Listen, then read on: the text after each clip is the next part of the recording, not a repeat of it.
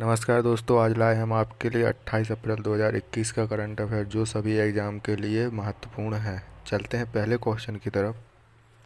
हाल ही में किस राज्य के जंगलों में लगी आग को बुझाने के लिए भारतीय वायुसेना के 2 हेलीकॉप्टर MI-17 को तैनात किया है? इसका आंसर है मिजोरम।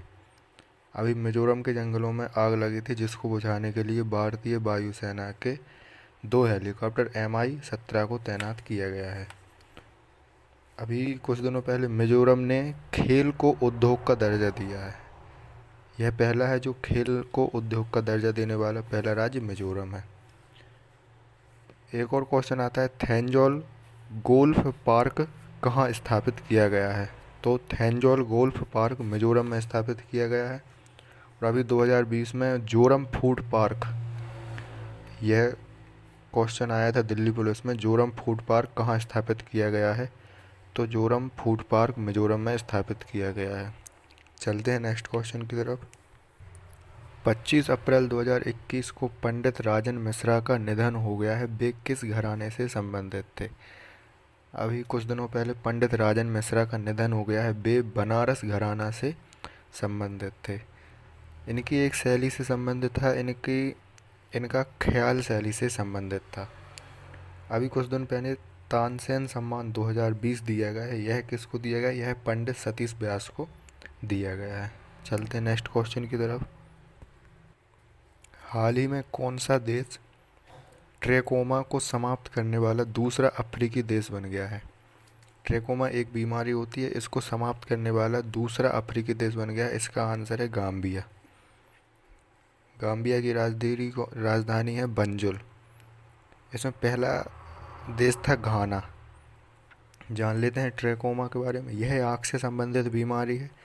जब आँख में पानी की कमी हो जाती है, यह आँख की सफाई हम ढंग से नहीं करते हैं, तो जो आँख की ऊपरी पलक होती है उस पर घाव हो जाता है। यही घाव ट्रेकोमा बीमारी कहलाती है। एक आँख से संबंधित रोग है जिसका नाम है रतौंधी रोग। यह आँख से संबंधित है। यह विटामिन ए की कमी से होती है। विटामिन ए का नाम रेटिनॉल होता है। रतौंधी रोग नाइट ब्लाइंडनेस भी कहते हैं इसको। एक और क्वेश्चन आता है, गोल्डन राइस में कौन सा विटामिन पाया जाता है? तो गोल्डन राइस में विटामिन ए पाया जाता है। चलते हैं नेक्स्ट क्वेश्चन की तरफ। हाल ही में किसने बार्सिलोना ओपन खिताब जीता है? बार्सिलोना टेनिस टूर्नामेंट होता है। इसमें राफेल नडाल ने बार्सिलोना ओपन खिताब जीता है। राफेल नडाल स्पेन देश से संबंधित हैं। राफेल नडाल को किंग ऑफ क्ले कोर्ट कहा जाता है। क्ले कोर्ट में साल का दूसरा फ्रेंच ओपन होता है। एक साल में 4 टूर्नामेंट होते हैं, 4 टेनिस टूर्नामेंट, जिसमें पहला होता है जो जनवरी फरवरी के समथिंग होता है, वो है ऑस्ट्रेलिया टूर्नामेंट होता है। उसके बाद होता है फ्रेंच ओपन, तीसरा होता है विंबलडन ओपन और चौथा होता है अमेरिकन ओपन। अभी फ्रेंच ओपन 2020 में, जो फ्रेंच ओपन 2020 का हुआ था उसमें राफेल नडाल ने जीता था। 2021 में अभी हुआ नहीं है। और जो ऑस्ट्रेलिया ओपन 2021 का विजेता है वह नोवाक जोकोविच है। नोवाक जोकोविच सर्बिया से संबंधित है। सन 2020 में विंबलडन नहीं हुआ है। चलते हैं नेक्स्ट क्वेश्चन की तरफ। हाल ही में केंद्र सरकार ने विवाद से विश्वास योजना को समय अवधि को कब तक बढ़ा दिया गया है? एक योजना आई थी पिछले साल जो विवाद से विश्वास का नाम था उसका। उस योजना को 30 जून 2021 तक बढ़ा दिया गया है। विवाद से विश्वास योजना के बारे में जान लेते हैं। यह प्रत्यक्ष कर से संबंधित विवाद जो कुछ समय से लंबित थे उनका निपटारा करने के लिए यह योजना लागू की गई थी। यह 1 फरवरी 2020 को लागू की गई थी और 1 फरवरी 2020 को ही निर्मला सीतारमण ने बजट पेश किया था। चलते हैं नेक्स्ट क्वेश्चन की तरफ।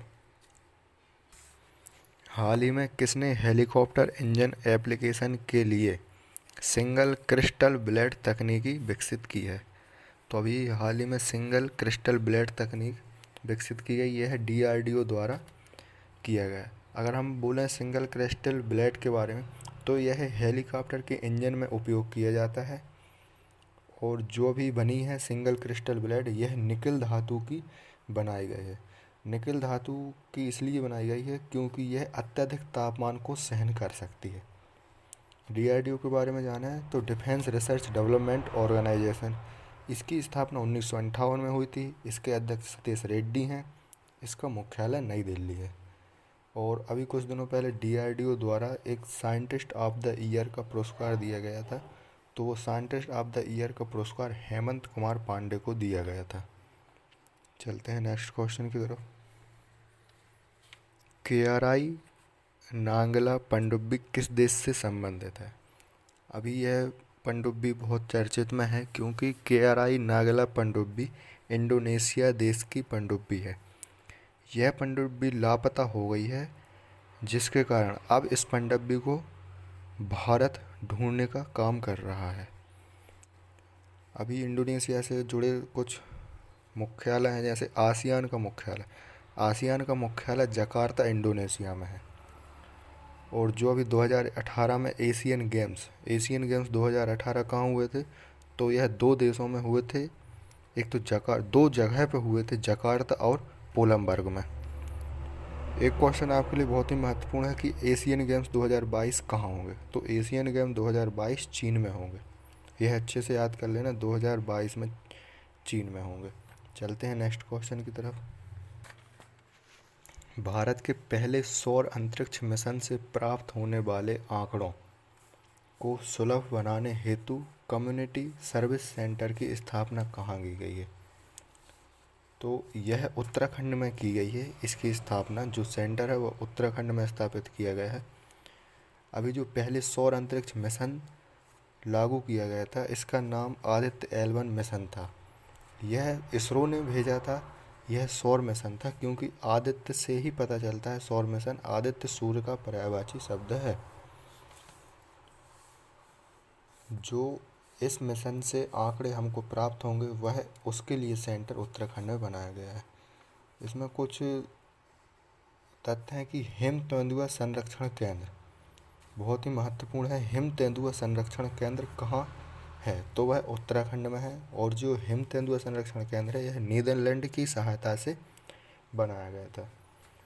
और भारत का पहला फॉरेस्ट हीलिंग सेंटर जो है वह उत्तराखंड में स्थित है।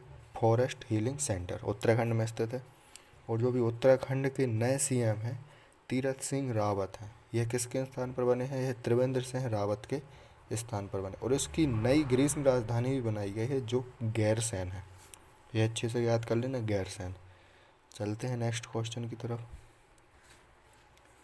सिपरी द्वारा जारी रिपोर्ट के अनुसार वर्ष 2020 में सैन्य खर्च करने में भारत कौन से स्थान पर? अभी जो सेना पे पूरे देश खर्च करते हैं, सेना पे कितने रुपए खर्च करने हैं, वह सिपरी द्वारा एक रिपोर्ट आई है, उसमें भारत तीसरे स्थान पर है। भारत कम जो विश्व के सभी देश अपनी सेना पे खर्च करते हैं, उसका समथिंग 3.7% सेना पे खर्च करता है। और इसी में पहले स्थान पर अमेरिका है, जो अमेरिका पूरे विश्व के खर्च का 39% यूज करता है। और दूसरे स्थान पर चीन है। तो आप याद कर लेना कि सेना पे खर्च करने के अनुसार पहले स्थान पर अमेरिका है, दूसरे पर चीन और तीसरे पर भारत है। अगर बात करें सिपरी का मुख्यालय, तो सिपरी का मुख्यालय स्टॉकहोम में है। और एक आता है विश्व में हथियार आयातक देश कौन है? जो सबसे ज़्यादा आयात करते हैं हथियारों का, उसमें कौन? तो सबसे ज़्यादा विश्व में सऊदी अरब हथियार आयात करता है। दूसरे देशों से लेता है सबसे ज़्यादा सऊदी अरब। उसके बाद आता है भारत। भारत सेकंड नंबर का आयातक देश है।